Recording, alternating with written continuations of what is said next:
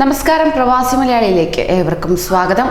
നമ്മുടെ നാട്ടിലെ തൊഴിലില്ലായ്മയും അതുപോലെ തന്നെ ദുരിതവും അനുഭവിക്കുന്ന ഒത്തിരിയേറെ പേർ എത്രയാണെങ്കിലും ചിലവാക്കിയിട്ട് മറ്റൊരു രാജ്യത്ത് പോയി ജോലി ചെയ്ത് ആ കടം തീർത്തേക്കാമെന്ന വിധത്തിലും നല്ല ജീവിതം അങ്ങനെ നയിച്ചേക്കാമെന്ന വിധത്തിലുമാണ് പല തട്ടിപ്പുകാരുടെ മുന്നിൽ ചെന്ന് വരുന്നത്.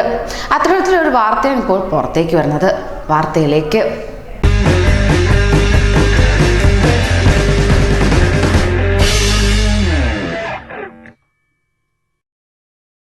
മനുഷ്യക്കടത്തിന് സമാനമായി കാനഡയിൽ ജോലി വാഗ്ദാനം ചെയ്ത് സംസ്ഥാനത്തിന്റെ വിവിധ ഭാഗങ്ങളിൽ നിന്ന് സ്ത്രീകൾ ഉൾപ്പെടെ 66 മലയാളികളെ ഖത്തറിലെത്തിച്ച് യുവതി തട്ടിയെടുത്തത് 3.5 കോടി രൂപയോളമാണ് എന്ന ഞെട്ടിക്കുന്ന വാർത്തയാണ് ഇപ്പോൾ പുറത്തേക്ക് വരുന്നത്. ഈ തട്ടിപ്പിന് ഇരയായത് നിരവധി പ്രവാസി മലയാളികളാണ്.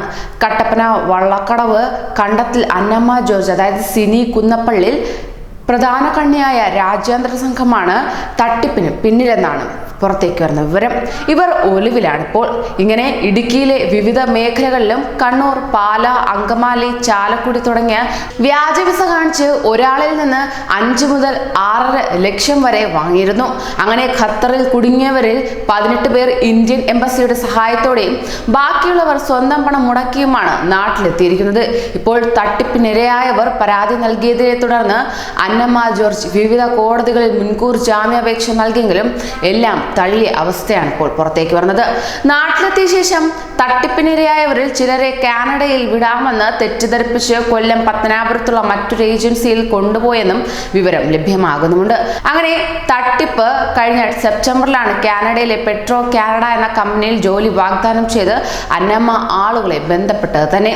എക്സ്പ്രസ് വിസാസ് എന്ന കമ്പനിയുടെ റിക്രൂട്ട്മെന്റ് മാനേജറായി തന്നെ നിയമിച്ചുവെന്നുള്ള വ്യാജ രേഖകൾ കാണിച്ചാണ് ഉദ്യോഗാർത്ഥികളെയും മാതാപിതാക്കളെയും പാട്ടിലാക്കിയിരുന്നത്.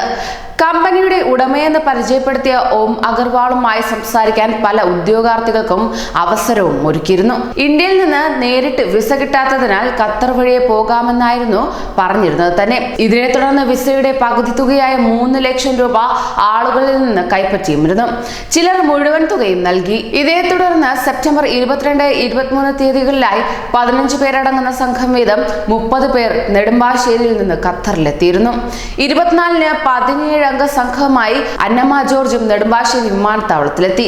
എമിഗ്രേഷനിലെ ഉദ്യോഗസ്ഥരുടെ ചോദ്യങ്ങൾക്ക് പരസ്പര വിരുദ്ധമായ മറുപടി നൽകിയ അന്നമ്മയെ വിമാനം കയറാൻ അനുവദിക്കാതെ തിരിച്ചയക്കുകയുണ്ടായി. ഖത്തറിലെത്തിയ 47 ഉദ്യോഗാർത്ഥികളെ തട്ടിപ്പ് സംഘത്തിലെ ഹരിയാന സ്വദേശി രോഹിത്, നേഹ എന്നിവർ ദോഹയിലെ അൽത്തുമാമിലുള്ള പാകിസ്ഥാനിയുടെ വില്ലയിലും എത്തിച്ചു. ഉദ്യോഗാർത്ഥികളുടെ കൈവശമുണ്ടായിരുന്ന 1000 കനേഡിയൻ ഡോളറും പാസ്പോർട്ടുകളും ഫോട്ടോകളും കൈപ്പറ്റിയിരുന്നു. അന്നമ്മ ഒക്ടോബർ 9-ന് ഖത്തറിലും എത്തി. ഒരാഴ്ചയ്ക്ക് ശേഷം വിസയും ടിക്കറ്റും കിട്ടുമെന്നും കമ്പനിയിൽ കൂടുതൽ ഒഴിവുകളുണ്ടെന്നും വിശ്വസിപ്പിച്ചു ഉദ്യോഗാർത്ഥികളുടെ ബന്ധുക്കൾ ഉൾപ്പെടെ 19 പേരെ കൂടി ജോലി വാഗ്ദാനം ചെയ്ത് ഖത്തറിലേക്ക് വിളിച്ചു വരുത്തി. ഓരോരുത്തരുടെയും വിസ തയ്യാറായതായി ആശ്വസിപ്പിച്ച് ബാക്കി പണവും വാങ്ങി. അങ്ങനെ ഒക്ടോബർ 20-ന് രോഹിത് പണം കബളിപ്പിച്ചു മുങ്ങിയെന്നും നാട്ടിലേക്ക് മടങ്ങണമെന്നും അന്നമ്മ അറിയിക്കുകയുണ്ടായി. ഇതിനിടെ നൽകിയ വിസ വ്യാജമാണെന്നും അന്നമ്മയും തട്ടിപ്പ് സംഘത്തിൽപ്പെട്ടയാളാണെന്നും ഉദ്യോഗാർത്ഥികൾ തിരിച്ചറിഞ്ഞിരുന്നു. അങ്ങനെ ഖത്തറിൽ 1 മാസത്തോളം ഭക്ഷണം പോലും ഇല്ലാതെയാണ് ദുരിതം അനുഭവിച്ചത്. എംബസിയും ഖത്തറിലെ സന്നദ്ധ സംഘടനകളും ഇടപെട്ടാണ് താമസ സ്ഥലത്തെ വാടകയും ഹോട്ടലിൽ നിന്ന് വാങ്ങിയ ഭക്ഷണത്തിന് പണവും നൽകിയിരുന്നത്. ആദ്യം സ്ത്രീകളെ ബന്ധുക്കളുടെ സഹായത്തോടെ ടിക്കറ്റ് എടുത്ത് നാട്ടിലേക്ക് അയക്കുകയുണ്ടായി. പിന്നാലെ ഭൂരിഭാഗം പേരും സ്വന്തമായി പണം മുടക്കി ടിക്കറ്റ് എടുത്ത് മടങ്ങിയിരുന്നു. ശേഷിച്ച 18 പേർ അന്നമ്മയെ കൂട്ടി ഇന്ത്യൻ എംബസിയിലെത്തി പരാതി നൽകി. എന്നാൽ താനും ജോലിക്കായി മറ്റുള്ളവർക്കൊപ്പം എത്തിയതാണെന്ന് അന്നമ്മ എംബസി ഉദ്യോഗസ്ഥരെ തെറ്റിദ്ധരിപ്പിച്ചു. തുടർന്ന് നവംബർ 7-ന് എംബസിയുടെ സഹായത്തോടെ ടിക്കറ്റ് എടുത്ത 18 പേരെയും അന്നമ്മയെയും നാട്ടിലേക്ക് എത്തിച്ചു. എന്നാൽ തിരുവനന്തപുരം പോലീസ് ആസ്ഥാനത്തെ NRI സെല്ലിൽ പരാതിയും തെളിവുകളും നൽകിയിരുന്നു. ഇതിനുശേഷം കട്ടപ്പന പോലീസിൽ നൽകിയ പരാതിയുടെ അടിസ്ഥാനത്തിൽ നവംബർ 26-ന് അന്നമ്മയെ സ്റ്റേഷനിലേക്ക് വിളിച്ചു വരുത്തി. കട്ടപ്പന SIയുടെ സാന്നിധ്യത്തിൽ അന്നമ്മയ്ക്കെതിരെ മുഴുവൻ തെളിവുകൾ നിരത്തിയിട്ടും ഇവരെ കസ്റ്റഡിയിലെടുക്കാനോ കൂടുതൽ ചോദ്യം ചെയ്യാനോ തയ്യാറായില്ല. ഇത്തരം അനാവസ്ഥയാണ് പോലീസിന്റെ ഭാഗത്തു നിന്നും ഉണ്ടായിരിക്കുന്നത്.